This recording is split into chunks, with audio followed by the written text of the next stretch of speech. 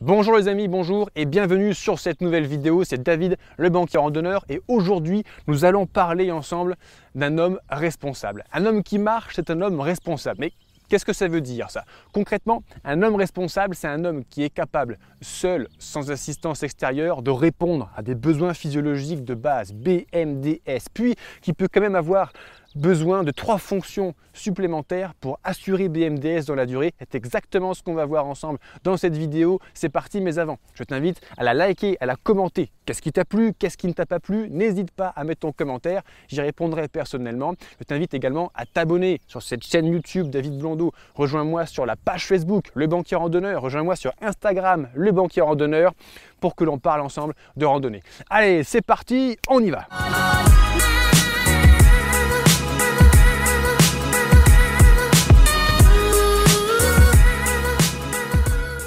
Concrètement, les 4 besoins physiologiques d'un homme, qu'est-ce que c'est? Boire, manger, dormir, sport. Et lorsque nous sommes en randonnée, toutes ces fonctions, tu dois, toi, les assumer seul. Si tu comptes sur quelqu'un d'autre, tu es soit un homme mort, soit un boulet. Tu as envie d'être un homme mort ou un boulet? Moi, j'ai pas très envie. Donc, j'assume tout ça moi-même. Concrètement, qu'est-ce que ça veut dire? Lorsque tu es confortablement au fin de ton petit appartement, effectivement, tu ouvres le frigo, tu as à boire, à manger, tu as de l'eau chaude, tu as un lit bien confortable qui t'attend, etc. Lorsque tu pars en randonnée sur plusieurs jours, il va falloir gérer tout ça tout le temps en permanence. Boire, trouve ton eau. Une fois que tu l'as trouvée, il faut que tu puisses la boire sans choper la chiasse. Purification, il faut la porter l'eau et ça pèse un poids.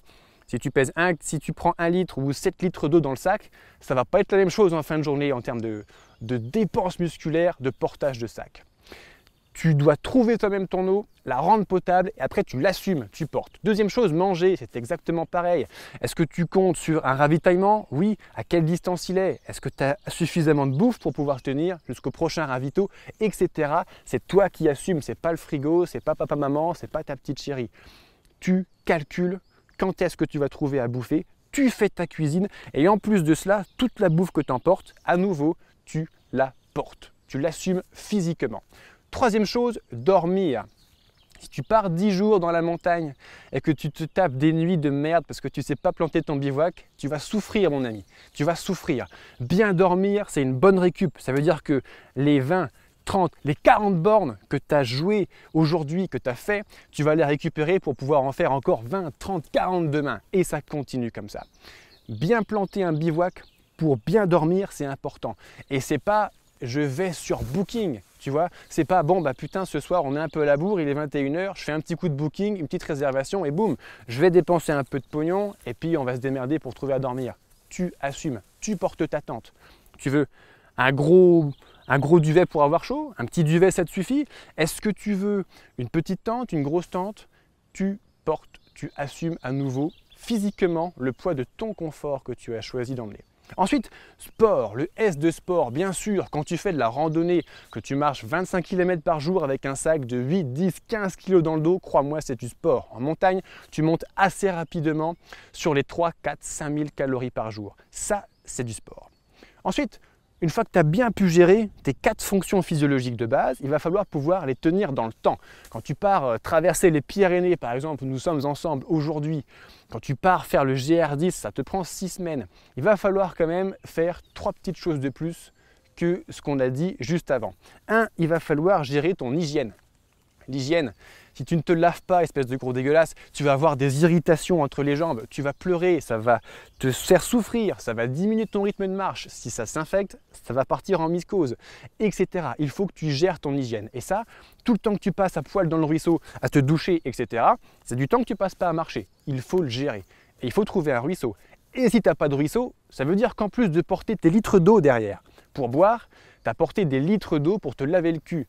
Parce que quand tu arrives au bivouac le soir et que tu dis bon, ce soir, je bois de l'eau ou je me lave le cul. T'imagines un peu la question quoi.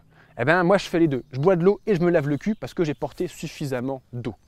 Ensuite, après l'hygiène, il y a un truc, ça va te plaire ça. Ça va te plaire parce que je vais te dire, on va parler un peu pipi caca toi et moi. Ah non, ça je sais que tu adores, c'est clair. Pipi caca.